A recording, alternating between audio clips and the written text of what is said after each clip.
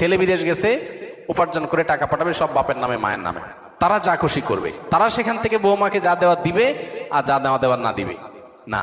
এভাবে আসলে ইসলাম মা বাবাকে এতটা অধিকার দেয় না যে সম্পদ সারা জীবন যা কামাই করবে সব বাপ মা যা ইচ্ছা তা করবে, জি না, এই সুযোগটা নেই। একটা সন্তান যখন প্রাপ্তবয়স্ক হয়, সে যখন উপার্জন করে তার সকল টাকার পয়সা এনে মায়ের কাছে দিতে হবে, বাবার কাছে দিতে হবে, তারা যা খুশি করবে না, শরীয়ত এটা বলে না। শরীয়ত বলে সম্পদ যে উপার্জন করেছে এর ব্যাপারে অধিকার একমাত্র তার।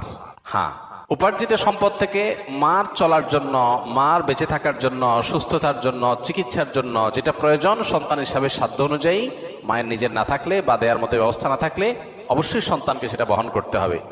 আর স্ত্রীর সর্বাবস্থায় স্বামী হিসাবে স্ত্রীর ভরণ পোষণ এটার ব্যবস্থা করতে হবে। এর বাইরে উদ্বৃত্ত টাকা সেটা ছেলে কি মাকে উপহার হিসাবে অতিরিক্ত দিবে, না স্ত্রীকে দিবে, না কাকে কত দিবে, নাকি আদৌ কাউকে না দিয়ে নিজের অ্যাকাউন্টে রাখবে, এটা একান্ত তার ব্যাপার।